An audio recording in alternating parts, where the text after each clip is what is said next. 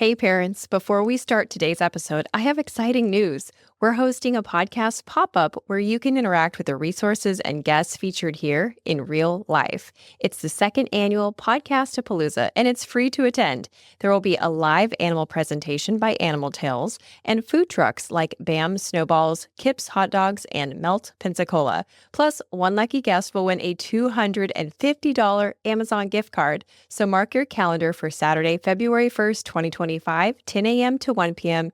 at Booker T. Washington High School. We'll see you there. 86% of all the ones that we surveyed reported worrying, and 73% worried at least once a week or more.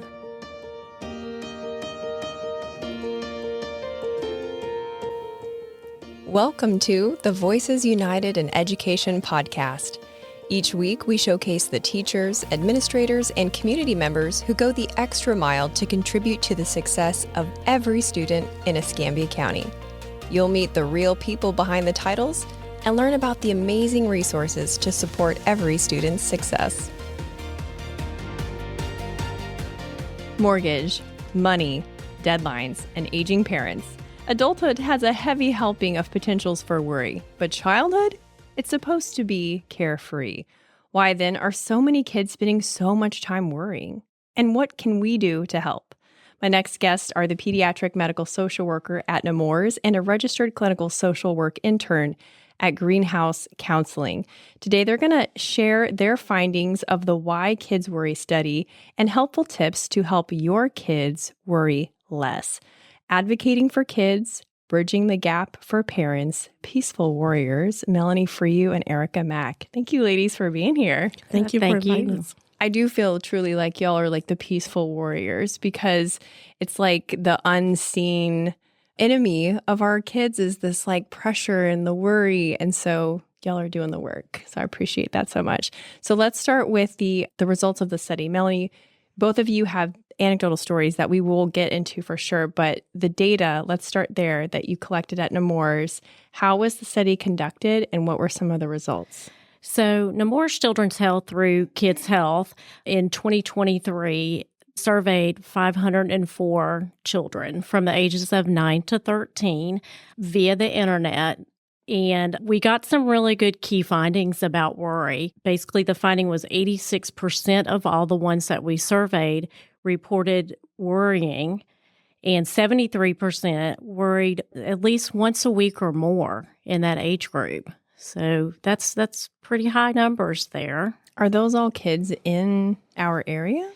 So they're not in our area. They're outside of our area, but Nemours felt because of our mental health crisis right now, and especially that we're hearing from the Center of Disease, an increase in worry and anxiety with our children, with our adolescents, that they wanted to go in and do this study and let's see, what's causing this worry and what can we do as professionals to step in to try to help these children to cope with their worry, to build these skills, because not only are they going to be helpful at this time at their age, it's going to be helpful through their adulthood. Yeah, that's so true.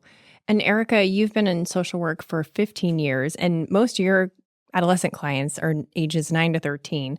What specific things have you seen them actually worrying about?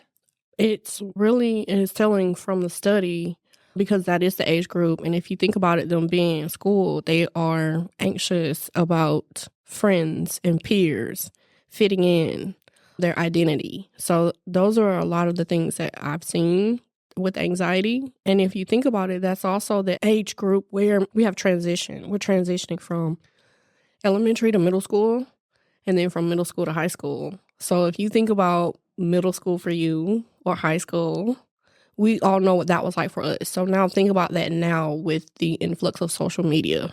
This idea that I have to keep up, or I have to have an appearance, or I have to have likes and followers at such a young age. So the anxiety and the worrying about, do I fit in? Am I accepted?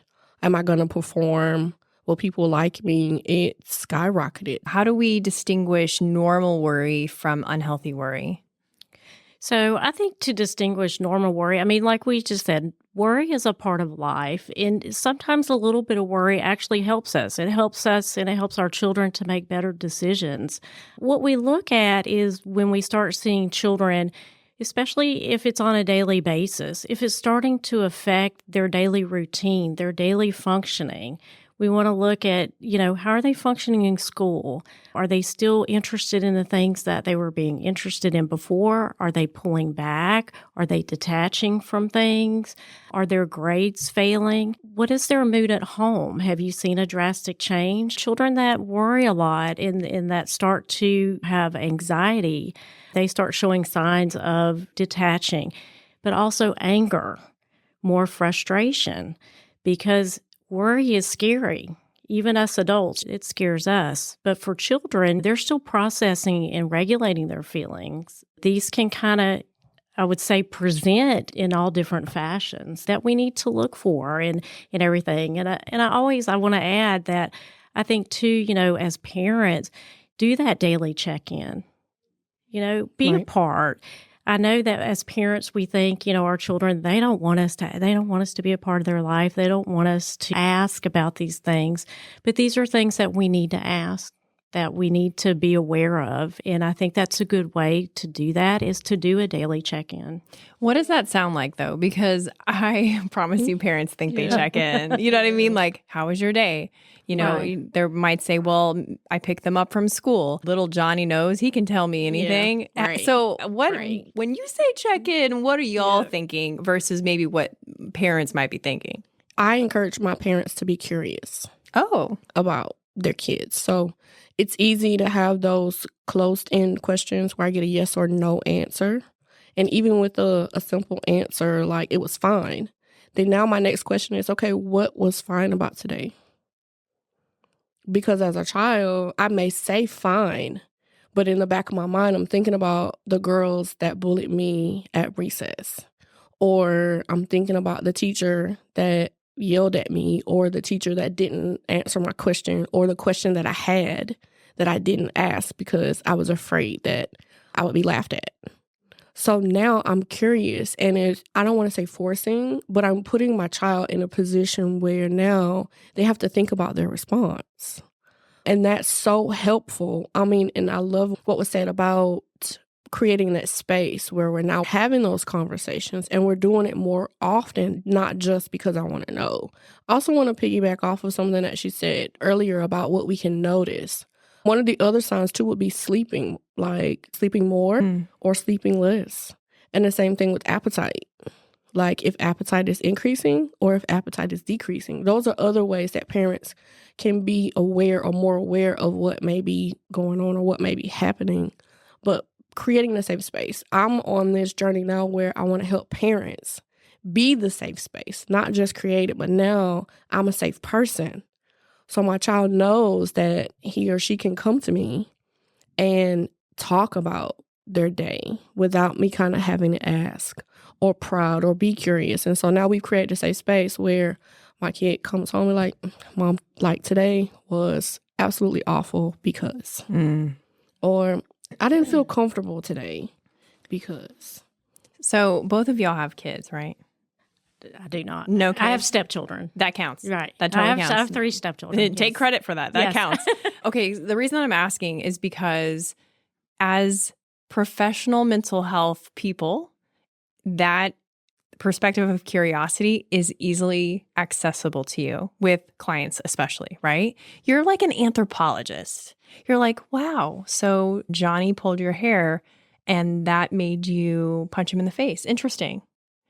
You have like more a neutral reaction. Right. But as a parent, there is less of a neutral reaction. Absolutely. So being curious is harder. Absolutely. Because you're like, ooh, what answer am I going to get? Absolutely. And how am I going to respond to what I need to do as a parent and what my expectations of you are as my child. And your reflection of self-worth as a parent or Absolutely. step-parent, because you're like, if the answer to the question is, oh, I thought about hurting myself, immediately parents' tailspin of failure. What is wrong? I'm an awful parent. Yes. What did I do wrong? We didn't raise you that way, et cetera, et cetera.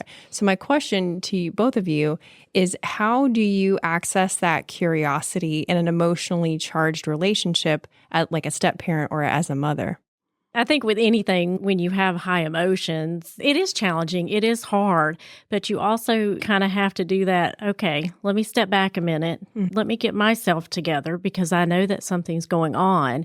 And so I don't make this situation worse. Let me see what I can do to be helpful. How can I approach this in a helpful way in that my child is going to feel safe coming to me anytime that there is a problem and that they feel safe that they can come and talk to me. So you almost use your motherly instincts as a way to control that emotion, like how I'm going to go in a helper mode. I'm a helper. Yes. Me freaking out right now, not helpful. Yes. What about you, Erica? In the moment, emotions are high, and so you're not always going to be able to control it, or it may not come out correctly. So in 15 or 20 minutes, why don't we circle back? And now I can be honest. Hey, listen, I was not expecting your response. And so my reaction was not appropriate in the moment. And I just want to acknowledge that. But that emotion is coming from a place of protection or a place of safety. So now I'm creating this vulnerable space where I'm opening up and I'm sharing something that is extremely uncomfortable with my child. And of course, this is all at an age-appropriate level. So we would not be doing this with a 9-year-old. I mean, we would do it at a 9-year-old's level or a 13-year-old's level, but we're having a conversation about what just happened and how I responded. And now I'm acknowledging that that was not the appropriate way, but this is the conversation that I want to have. And it's funny, but I tell parents, like, when in that moment, this is where self-awareness becomes so critical for what happens next. And just being self-aware, like, oh my God, my heart is racing right now. And just imagine yourself screaming inside of yourself before you respond. So if you can picture yourself screaming without it coming out, it's as if someone took your vocal cords. So now my body is able to respond the way I really want to, but I don't do that in front of my child. And I'm able to just listen. And it may mean, like, after we've had this conversation, now I walk away and I go scream in the pillow, or I walk out. I just take a moment. But it's so important for parents to allow themselves to experience that emotion because it's a real emotion. So we don't want to avoid it or suppress it because you need to experience that feeling of shock or awe or disappointment or feeling like I've let my child down, when in actuality you really haven't, or you feel like you're not protecting your child, because they're going to have those emotions and feelings. But now, after I've allowed myself to do that, I can step back in and now be the support and the safe space that my child needs. And this is also the age where we're working on decision making. So now I'm in a better position to help my child go, oh, wow, that was a really hard day. So what do you think are some steps you could have taken? Or who are the supports at school that you could have talked to? So now I'm redirecting, but I'm also giving my child the space to make the decision and make a better choice, or know that they have support in me and at school. I knew that we were going to go the direction of parenting. I did not expect that we would go the direction of self-care. That is interesting because when you think about why kids worry, you know, their little squishy brains they don't interpret data in the same way that we would interpret data, right? We could be at the same movie and then, oh, what did you think of the movie? Oh, were you in a different movie? You know, Right. They would have a different interpretation.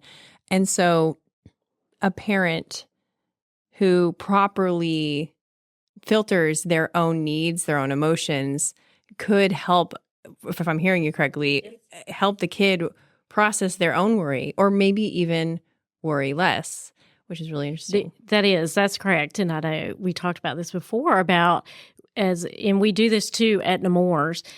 We look at our patient, right? We have our patient, but we also look at what are the outside factors that could be affecting our patient's care. Person in the environment. It's not, it's not just that person. It's everything that's around that person and that it is affecting them. And in the medical care and what I see in pediatric medical is when we have a child that comes in and let's say they're a diabetic and they're not taking their insulin. They're, just their blood sugars are not being controlled. They come in, it's just, they may have to go into the hospital. We have to look at that family as a whole and say, okay, what's going on? Maybe the family didn't have enough money to go and get gas. Maybe the family didn't have enough money to get all of the medications.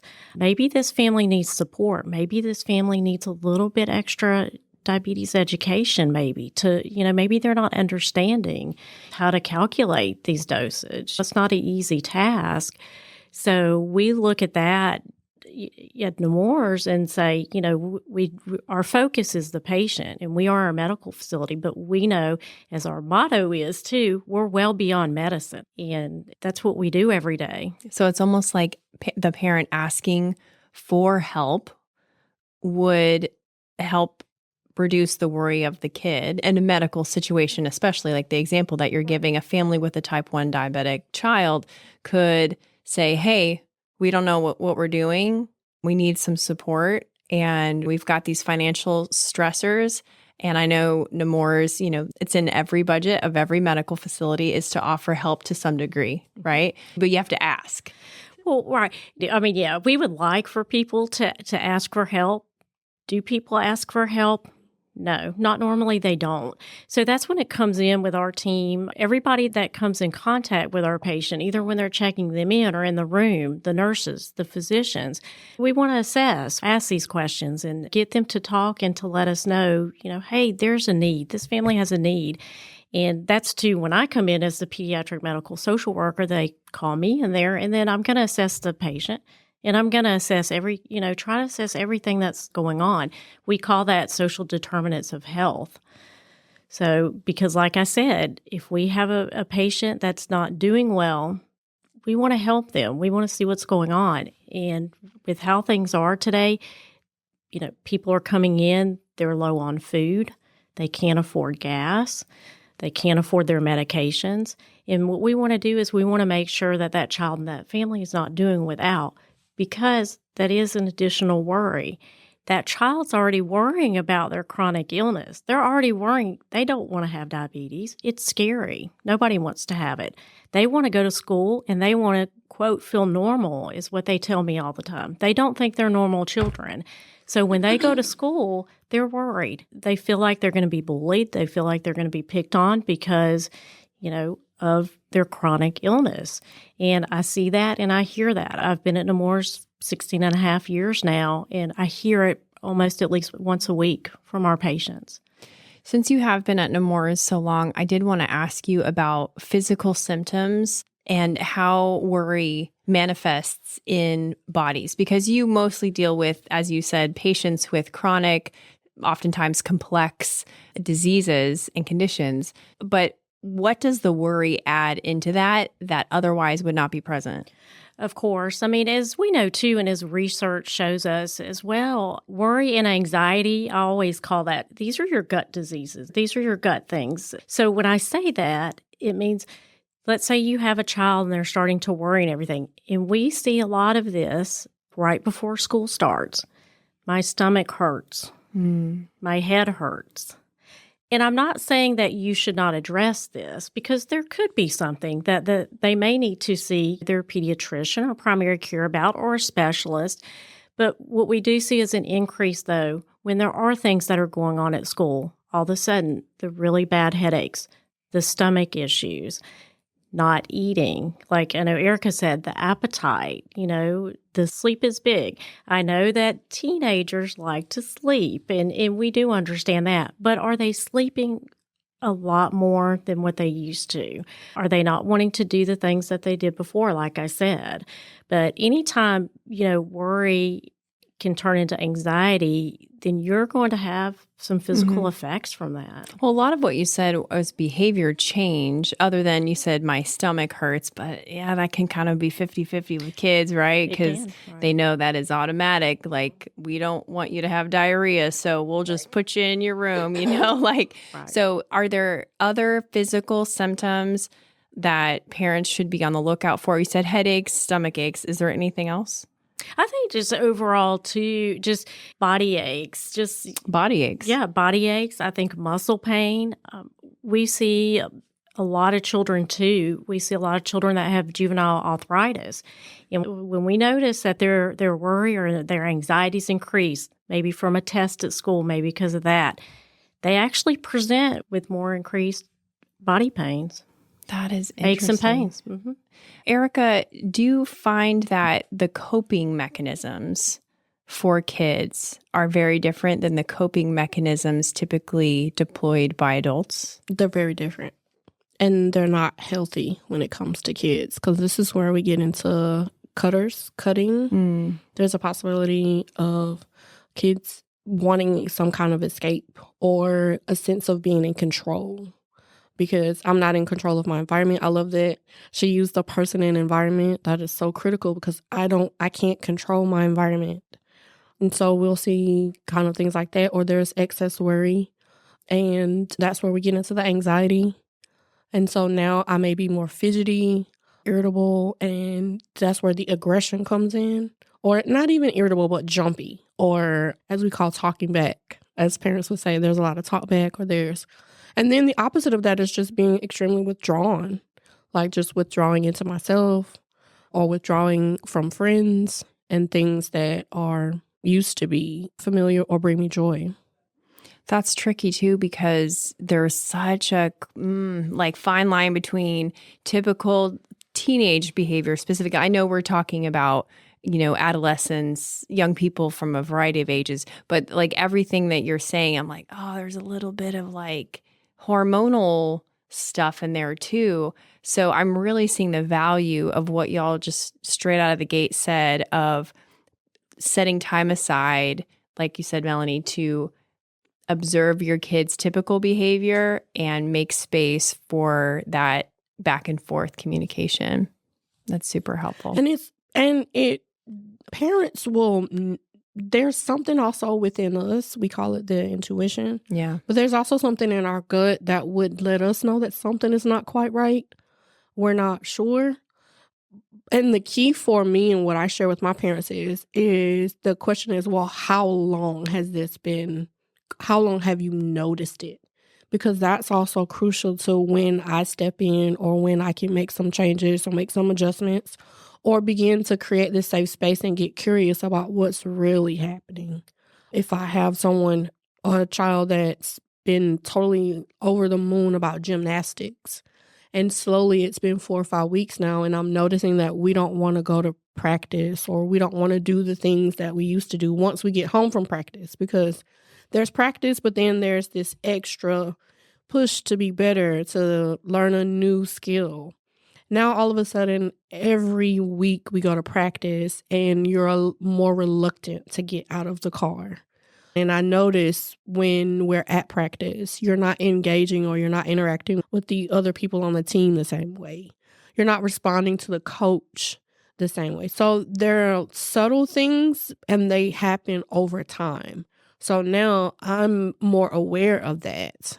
I'm paying more attention to that. So if you were to start a conversation with your kid along those lines, following those observations, you've been hesitating to get out of the car, you don't want to go to practice, you're making us late to practice, whatever the case is, whatever those tiny observations have added up to be. How do you start that conversation with your kid without making them feel like they're in trouble? Because kids, when they think they're in trouble, it's like, they get squirrely, right? They get just weird. And you're like, I need to have an honest conversation with you. You are not in trouble. How do you remove that feeling of defensiveness from a serious conversation like that? It goes back to what I said earlier about being curious.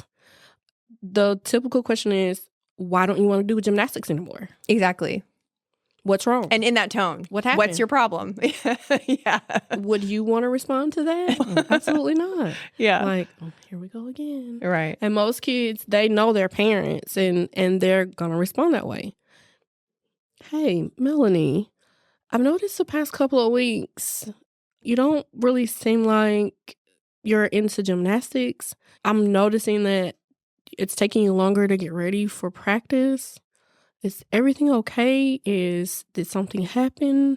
Are you still wanting to participate? I like that. So now I've asked questions, but I've also created the space.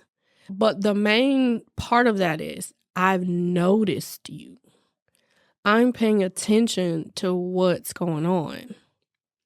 I like that. And even throwing in there like, hey, kiddo, I kind of noticed something's different. Care to share? I like the pauses too. It does Right. feel like a rounder. I sound like a Yes. hippie. It sounds like a nice, safe, round place. Well, yeah. So silence is so powerful. And I had to learn this as a counselor because I always want to fill the space. I feel like I have to fill the space. I have to say something. But silence is so powerful, even in the awkwardness. It's powerful. And I think that's what gets us as parents is we don't want it to be awkward. We don't want it to be awkward. But and I'll add on it's that, so yes, powerful. because when you said that, you are correct. Not even in a therapeutic outside, nobody wants that silence. Nobody wants that space. I went to a training years ago, and that's what they taught us too. They videotaped us and showed us, and we were like, wow, whoa, wait a minute. We're not even giving time. And it was so beneficial. And that's what I do too when I'm working with children and families. Because sometimes they may not have the answer right then. Let them think about it. Give them that time. And even especially with teenagers, they don't want to answer at the beginning. Give them time. And most of them will. That's so interesting because I'm thinking about the typical pace of our daily lives. Absolutely. Impulsive. And full. And Yes. not a lot of quiet. And, oh, we got an awkward silence. Let me grab my phone. Look at it. Mm-hmm. Oh, we got a stoplight. Let me grab my phone. Right. TV's on all the time kind of thing. I think there's a lot of takeaways here for parents, but I think there's a greater opportunity for revamp for how families kind of set up shop with their kids and prepare for whatever's next. Like little kids, let's prepare for those teenage mood swings, by creating those habits of Space and and togetherness. I encourage all of my families and all my parents, at least once a week, you should have a family day, family time. Doesn't have to be extravagant. It can be something as simple as playing Uno or creating your own game. And for my parents that have younger kids, I encourage them, like, we have fancy couches now, so it's a little bit harder. But even removing the cushions from the couch and creating a little teepee or a tent, or camping out in the living room, or making a movie night where we got popcorn and pretzels and we're just watching movies. And then the other part of that is not just watching a movie, but afterwards having a conversation about, like, hey, this particular scene, what would you have done there if you were the director? So now you're getting into the psyche and the mind and the thoughts and the imaginations of your kids, but you've already created this safe space. So now if I need to use that because I've noticed something that's happened in the past couple of weeks, I can go back to, hey, I remember at movie night, at this particular time, you got kind of quiet. Would you care to share what you were thinking about? Or like, hey, I've kind of noticed some things have been going on. If you don't have to talk about it right now, but maybe tomorrow we can have a conversation. We can talk about it, or you can share. So now I'm giving you the space. Like, I don't need an answer right now, but I still notice something is not right. And I just want you to know that I support you. I'm supportive. I'm here, and I'm ready to listen. But when you're ready. What's so interesting about what both of y'all are sharing is there was so much temptation for me, and probably parents too, like, okay, worry, let's open the worry box, see what's inside. Like worry lives in this, contained space. And what both of you are describing is really actually very empowering because conversely, when you think about worry, like, okay, worry is the problem. It's like its own thing. Let's hand that off to the counselor. Y'all are both counselors. But what's so interesting is both of you have said it comes back to the relationship that you have with your kid. And at first I was like, well, that's a little overwhelming, but not the way both of you have described it. You would have both described it as actually quite empowering. Like, the parent is the key. And so I want to hear from you as we wrap up, Melanie. Have you experienced any examples where the parent was like the key holder to really unlocking the solution that you as a clinical professional who has literal data, but it was actually the parent? Yeah, most definitely. It was last year. I had a patient. This patient had to undergo surgery and so was out of school for a while. This patient was also very athletic, was in sports. Due to the surgery and the healing, he couldn't go to school. He could not play sports anymore. The mother noticed, she said, okay, something's not right. He's normally easygoing mood, easygoing child. And she noticed that he became irritable, more frustrated just every day. And then he started getting angry. And she saw that anger. And she called me and she said, I know that you've talked to me and said you're available if we need to come in and talk. She said, I would really like for you, if you could, to meet with my son and just to make sure. I think he really needs to talk to somebody because this is what I'm seeing. So she did. She did what she needed. She saw it. She noticed. She said, he's withdrawing. He's angry. This is not typical for him. She also realized, too, he's going through a lot. He's had to give up things. He was nervous about school because he was falling behind, and this was an AB student. So she noticed all of those things, and she reacted, and I think, she did the right thing. And what we did was he did come in. I talked to him, and she was exactly right, exactly how he was feeling. And I did get to link them to a therapist, and I actually saw this patient not too long ago, and just wonderful to see this patient. Good mood, happy, doing well. So, but because that mother was on, I'm going to say, she saw it. She saw those signs and she reacted, but she reacted too in an open way. I think I recall she said that she took him away by himself to go shopping or something because this person has siblings.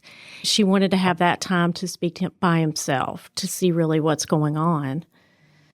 Wow. That's like what you said, Erica, that instinct, it really kicked in. I can't thank you enough for this conversation. I think parents will feel like they've got a good mix of practical tips, but also feeling empowered to trust their instincts with their little ones. So how I would love to wrap this up is with helpful resources in our community that may help them. So is there anything at Nemours that you want parents to know about that they can plug in or bookmark for later? So also too, if anyone would like to go back and, read more of the survey results from, what's worrying our kids, you can go to kidshealth.org. It's actually a national online resource for parents and children and teachers. That talk about, you can type in and search any type of topic. You can type in bullying. You can type in worrying, type in anxiety. You can type in any medical issues. But also, too, I think if anybody has a connection, I know where I work at Nemours, we do have 2 social workers. We are included a lot with our teams, and we're consulted, and we make sure that we link our families and patients to community resources. Oh, good. Okay, awesome. And Erica, what about greenhouse counseling? How do you have resources specific that are maybe already on your website? Or if not, maybe just tell them like how they could engage with one of y'all at the center. Well, we are located at 1331 Creighton Road in Suite B. We do see kids aged between that age range, 9 to 13. We are super excited about future group opportunities. So now we get to work on self-esteem, building conflict resolution skills. And one of the things that I definitely want parents to know of one great resource, it's called the Child Institute. They put out a lot of great information for parents as far as support, understanding the developmental stages, because that's another big key, is helping parents understand where their child is in the developmental process. So now I know how to communicate and the best ways to communicate and how much information to give or share or not share. That's a huge resource. Thank you again, ladies. I really appreciate this, and hopefully we'll see less of this in the future. Thank you. Thank you. Thanks for listening. Be sure to subscribe and share. Voices United in Education is a production of Escambia County Public Schools.